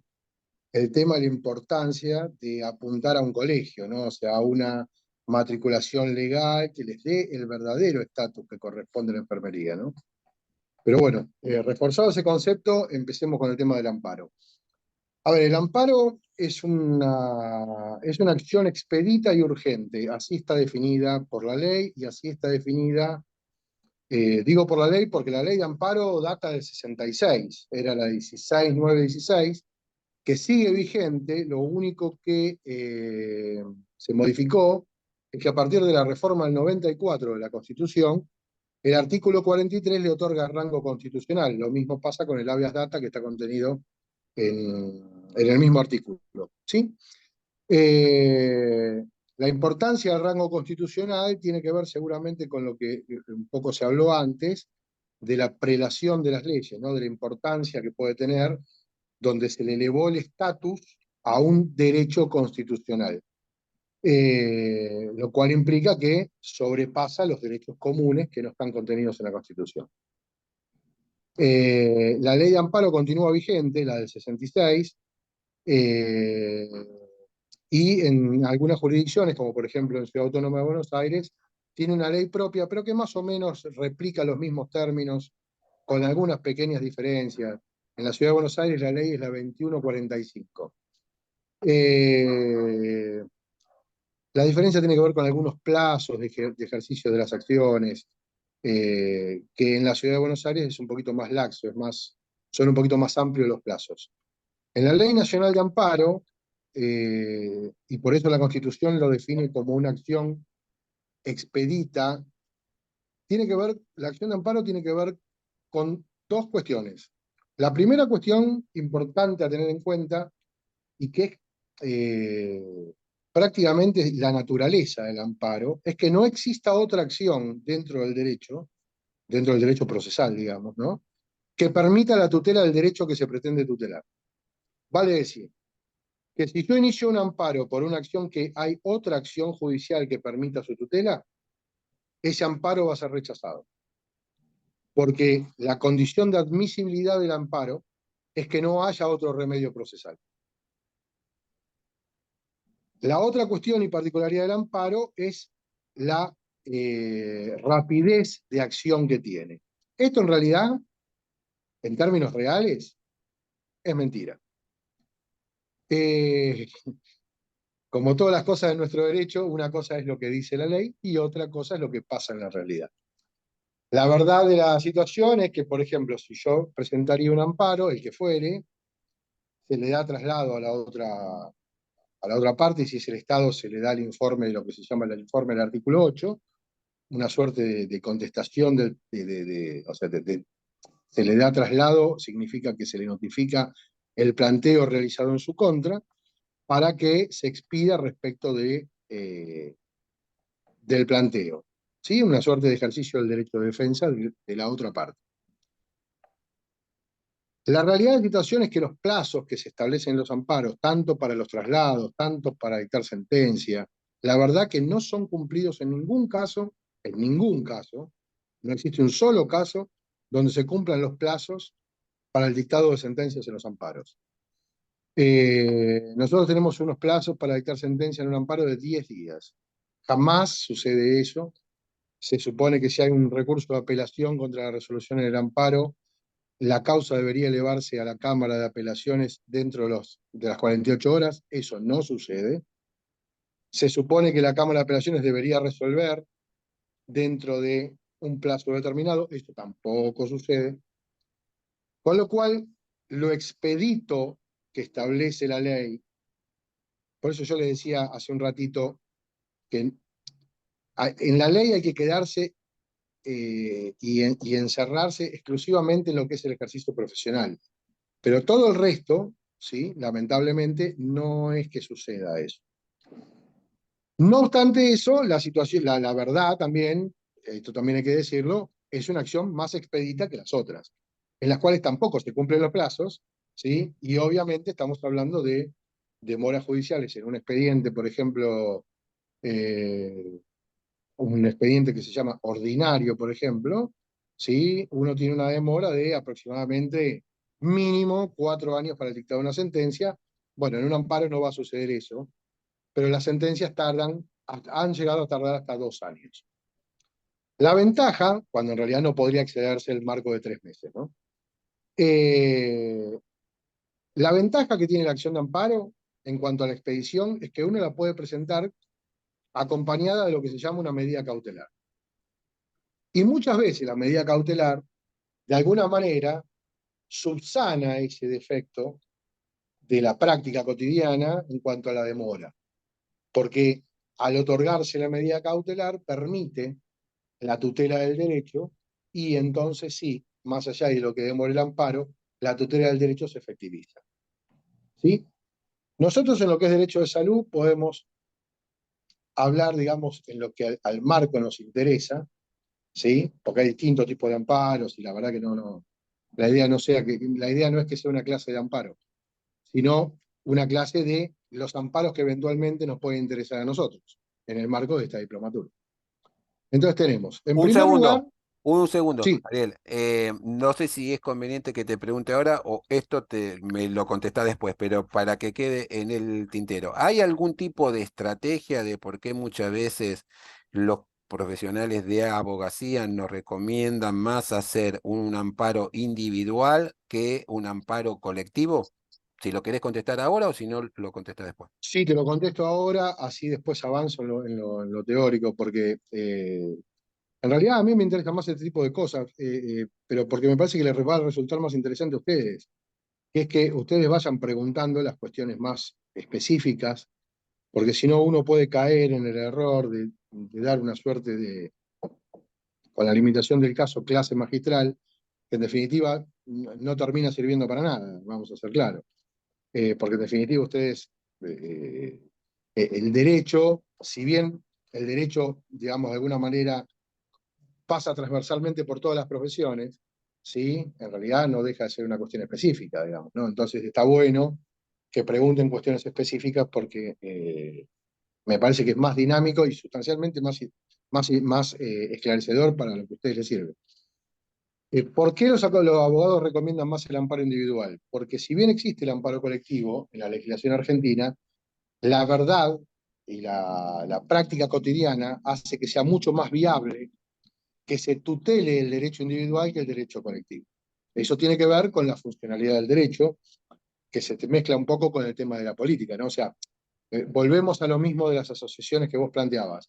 ¿Por qué no te permiten en la ciudad de Buenos Aires, ¿sí?, la existencia de asociaciones? Y yo creo que eso va de la mano con una decisión política de no reconocer al profesional de la salud como tal. Digo, si vos tenés un colegio de enfermeros, naturalmente estás reconocido como un profesional de la salud, ¿sí? Eso es lo que te da el marco jurídico para que te reconozcan como profesional de la salud. Puede haber puntos intermedios, pero esa es la torta con la frutilla encima, ¿sí? O sea, es la torta terminada. Es para ponerle la velita y cantar el feliz cumpleaños. Cuando vos todavía no tenés ese marco asociativo, por ejemplo, los abogados tenemos un colegio público, ¿sí?, que dirige nuestra materia, que dirige nuestra matriculación, y vos podés ser abogado, pero no sos abogado en la ciudad de Buenos Aires en tanto en cuando no estás matriculado en el colegio público. Eso regula la profesión y eso también regula las incumbencias. Entonces protege de alguna manera al matriculado, ¿sí?, más allá de que el colegio de abogados tal vez no sea la mejor expresión de esta protección, pero bueno, esas son cuestiones aparte, pero formalmente existe una ley que así lo determina. Y ese es el corolario, ¿no? Esta es la coronación de la existencia de una profesión independiente, ¿sí?, con ejercicio de sus funciones profesionales, donde uno tiene el correlato efectivo. Volviendo a lo que vos me preguntabas, la acción individual es mucho más fácilmente acogida que las acciones colectivas. ¿Por qué? La acción colectiva requiere un mecanismo más complejo, requiere lo que nosotros llamamos en derecho como la legitimación activa. Después empezamos a discutir sobre no la importancia, sino la aplicabilidad que tiene el fallo respecto de personas ajenas a ese colectivo, cuando no está dado por una asociación reconocida legalmente como, o sea, una cosa es que un amparo colectivo lo presente el Colegio de Abogados de la Capital Federal. Al ser un colegio público de matriculación obligatoria y que es el que controla la matrícula, absolutamente el amparo colectivo presentado por el Colegio de Abogados va a impactar y va a ser de aplicación a todos los profesionales matriculados dentro de ese colegio. Al no tener esa asociación, cuando vos presentás un amparo colectivo, ¿por qué se le aplicaría a un enfermero que no está dentro de tu marco asociativo? Y ahí empezamos a discutir el derecho individual de ese enfermero a que se le aplique o no se le aplique el resultado del fallo. Sea favorable o adverso. Esto no tiene que ver con el resultado del fallo, no tiene que ver con si conviene o no conviene, sino si existe o no la aplicación automática. Pasa lo mismo con la constitucionalidad de las leyes. No, nuestra Constitución nos dice, la Constitución Nacional, no es derogativa de una ley cuando se decreta una inconstitucionalidad. Vale decir, José Anire plantea la inconstitucionalidad de una ley.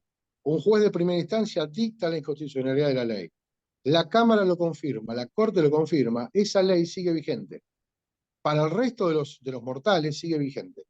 Para la única persona que sería inconstitucional es para José Anire. ¿Se entiende? Entonces, en el marco de un amparo colectivo, el problema que se te suscita es la aplicabilidad que tiene eso a un marco externo al colectivo que plantea el amparo. ¿Sí? Todo eso hace que tenga otro tipo de requisitos, otro tipo de trabas, otro tipo de tiempos de tramitación. O sea, implica un montón de otras cuestiones que hacen que sea mucho menos expedita la vía que en el caso de si yo tengo una asociación con 25 que plantee 25 amparos individuales. Voy a llegar antes con los 25 amparos individuales que con un amparo colectivo de los 25. No sé si te responde tu duda. Bien. Hola, Seguimos. discúlpame, Sí, ¿te puedo hacer una sí, pregunta? ¿Qué tal? sí, Buenas por noches. supuesto. Para eso Un estamos. poquito trayendo el tema de José, de lo colectivo a lo individual. Yo estoy en una situación que soy una trabajadora municipal desde hace 2 años y recién ahora, por ejemplo, tengo ficha municipal porque me hicieron el pase a planta y demás. Yo trabajo en el área cerrada y concursé para el área cerrada, así que nada, lo que quiero ahora con un grupo de compañeras es reclamar este incremento del sueldo, o sea, este ítem de área cerrada, que no lo están pagando, ¿viste? Que es bastante más además de lo que nos corresponde. Entonces, Ahora estamos hablando de esto de, bueno, vamos a hablar con un abogado porque ya hay un par de precedentes, de casos precedentes que pudieron hacerlo. Lo que pasa es que los tiempos son de 4 o 5 años, capaz hasta que sale, por lo menos hasta lo que tengo entendido. Entonces, ahora escuchándote, pensaba, bueno, ¿y qué hacemos? ¿Vamos todos? ¿Vamos de a uno? ¿Cómo sería en este caso particularmente? En el caso particular que vos me estás señalando, primero, no sería un amparo. ¿Por qué te digo no sería un amparo? No sería un amparo porque vos tenés otros remedios procesales para resolver esa cuestión. ¿Sí? En este caso sería una acción de diferencias salariales, digamos, ¿sí? O de ítems no reconocidos en el salario. Vos tendrías una acción de empleo público, por llamarlo de alguna manera, ¿sí? Porque al ser empleada del gobierno de la ciudad, tu expediente tramitaría en el contencioso administrativo y tributario de la ciudad y de consumo. Y es un expediente que sería una suerte de acción laboral que solo tramitaría en ese expediente por el demandado, ¿sí? O sea, en esa jurisdicción por el demandado. Al ser el demandado del gobierno de la ciudad, todos los expedientes van a parar al contencioso administrativo. Las perspectivas de que eso prospere son buenas, ¿sí? Porque hay un principio constitucional que se llama igual remuneración por igual tarea, ¿sí?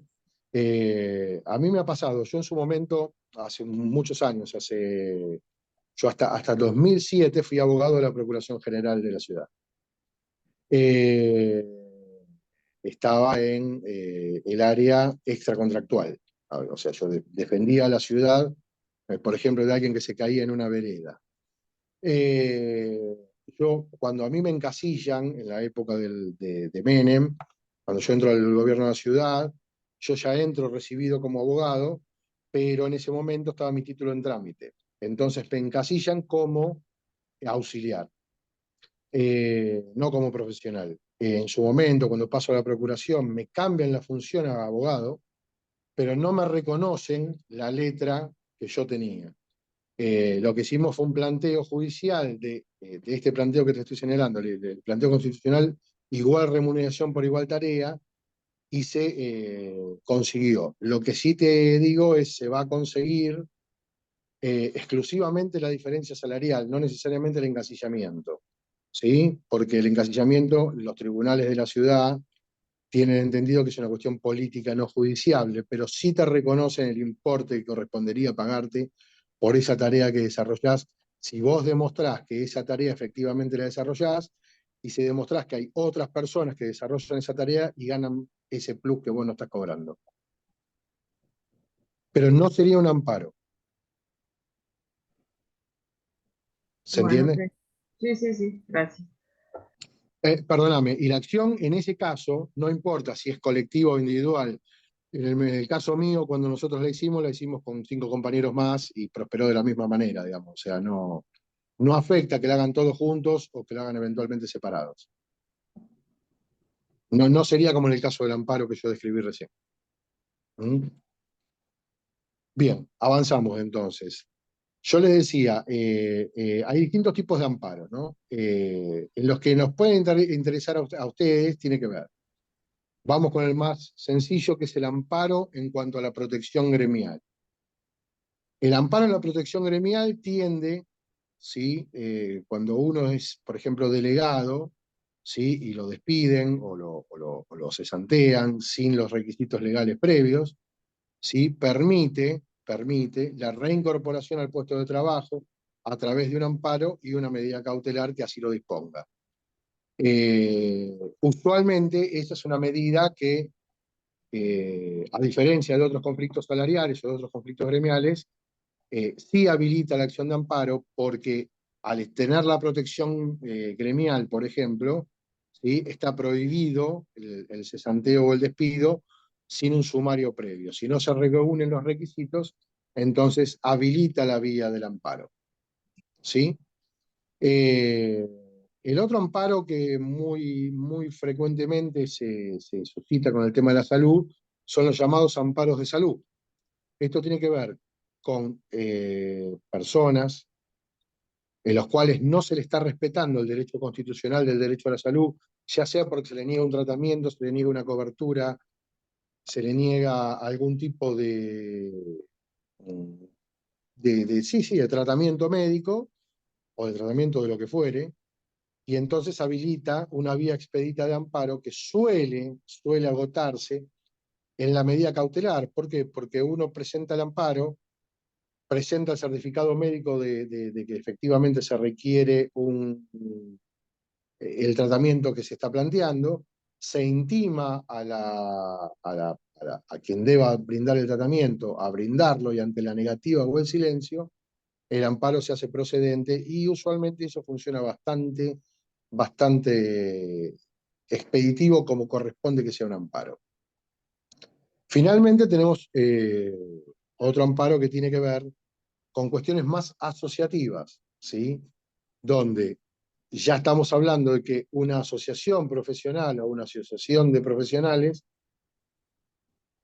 tiene una disputa con algún ente, con el gobierno que sea nacional o municipal, a efectos de su reconocimiento, lo cual también habilita la vía expedita del amparo, porque tiene que ver con esto que hablábamos antes, ¿no? La importancia que tienen las asociaciones profesionales para poder defender derechos colectivos y para sustancialmente manejarse en el marco de las incumbencias profesionales, que no es un dato menor, porque eso puede generar mucho daño, no solo patrimonial, sino también en términos de, cuando hablamos de asociaciones de salud, en términos concretos, digamos, de lo que es la salud de la población, digamos.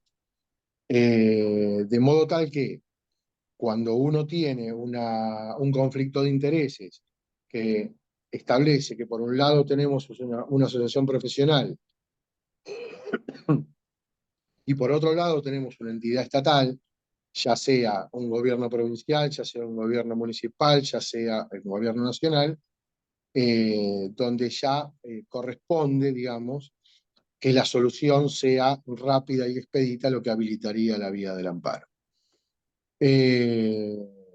No obstante esto, digamos, es importante que ustedes sepan que las leyes, ¿sí? Reglamentan ejercicios de derecho, ¿sí? Pero los derechos existen igual. Digo, nosotros tenemos un amplio espectro a diferencia de la profesión de ustedes en el derecho, existen muchos más matices de grises. Los abogados nos encargamos de que eso sea de esa manera. A veces es bueno, a veces no tanto, pero existe una gran gama de posibilidades, y los blancos y los negros son bastante poquitos, en tanto que en profesiones como la de ustedes, los blancos y los negros tal vez existen un poco más. Existen desde lo ético, existen desde lo profesional.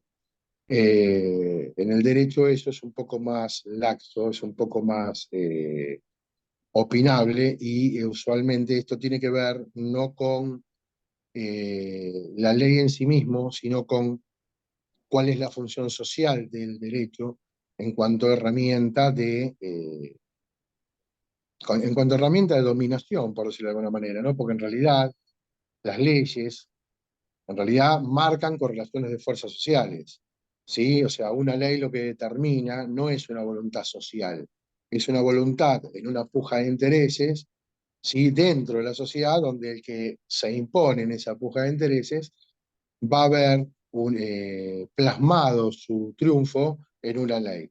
Por eso, no es lo mismo, siempre decimos los abogados, o por lo menos no sé si todos, pero nosotros sí lo vamos a decir, no es lo mismo la justicia que el derecho, y no es lo mismo, y no todo lo que es legal es justo, y no todo lo que es justo es legal. Y muchas veces hay que pelear para que lo justo sea legal. Y eso es un desafío que tiene que ver con todas las profesiones, no solo con la enfermería, digamos, ¿no? No sé si tienen alguna otra duda, alguna pregunta. Me es mucho más funcional, digamos, para ustedes, si tienen alguna duda, alguna pregunta que quieran hacerme. Aprovechen porque él viene al cierre de cada módulo. Así que hasta dentro de 3 jueves no lo vamos a ver. No, no, está bien. Igual si se generan consultas, yo un poco también lo que le quería plantear era eso, ¿no? O sea, la idea de esta diplomatura tenía que ver con esa dinámica también. A mí me gustaría que si ustedes vayan apuntando las dudas, vayan generando ese tipo de situaciones, ese tipo de consultas. Y si hace falta venir un poquito antes del cierre del módulo, tampoco tengo problema, José. El Perfecto. tema es que sea interesante para poder tener ese ida y vuelta, porque lo demás es medio como, a ver, el derecho en ese sentido también es, así como es, eh, yo decía, hay más matices de grises que en otras profesiones, también es cierto que esto tiene que ver también con que también es fácilmente entendible. O sea, uno lee una ley, ¿sí? Y generalmente se entiende lo que dice la ley. Pero, digamos, esos matices de grises hacen que se generen dudas respecto de cómo se aplica en casos puntuales y Claro. No, no, sí, se le congeló. Puede ser que se le quedó el teléfono. Hay algo que después se lo vamos a preguntar a Ariel con respecto a la 3065. porque sería muy interesante como para poder que uno les pueda dar más un poco de la experiencia práctica que de lo que dice la letra fría de la ley, que no necesariamente es lo que se aplica cotidianamente. Está claro. Se Ya te sea en términos, congeló el audio y no se entendió mucho lo último que quisiste hacer, digamos que quisiste decir.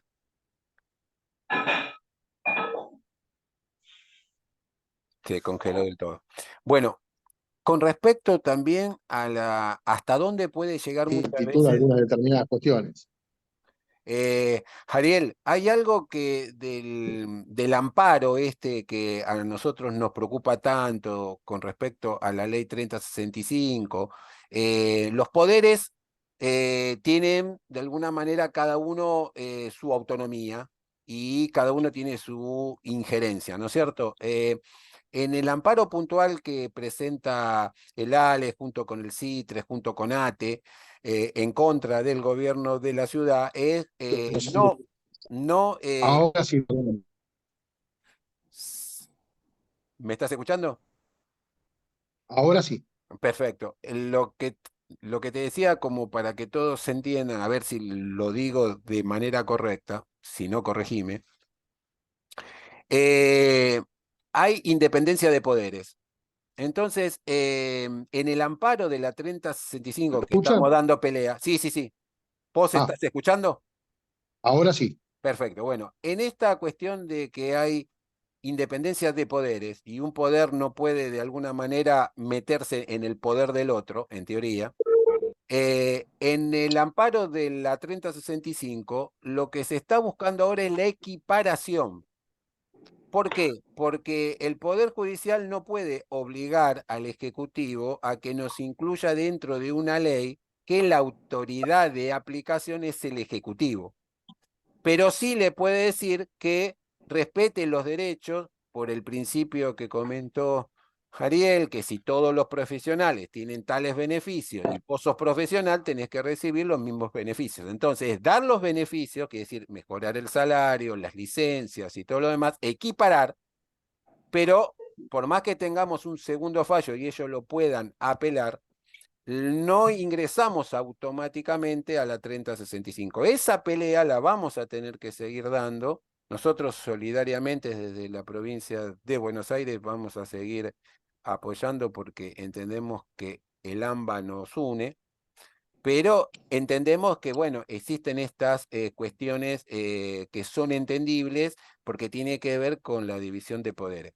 Antes que se me vayan los últimos 3 minutos, y aprovechando que le está funcionando mal Ariel, si no me va a sacar los últimos minutos que queda, quiero compartir con ustedes que lo voy a trabajar en la próxima clase como una especie de bonus track, más allá de la temática que sigue según nuestro flujo de clase. ¿Qué es esto que salió el lunes? Que se publicó el lunes y que la ministra lo comentó que a pedido de la Dirección Nacional se reemplaza la resolución ministerial 194/95 del año 95, que tenía que ver con las directrices y organización y funcionamiento. Y nosotros vamos, después yo los invito, yo se lo voy a subir.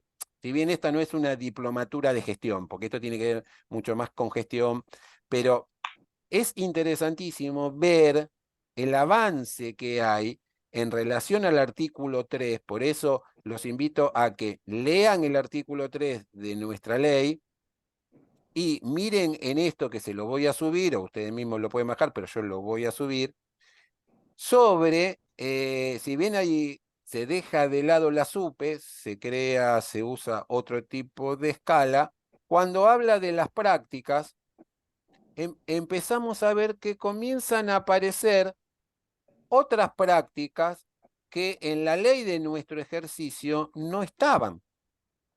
¿Entienden esto? Y que tampoco estaban en la 194, porque la 194, como era del año 95, era muy nueva nuestra ley, respondía como un calco.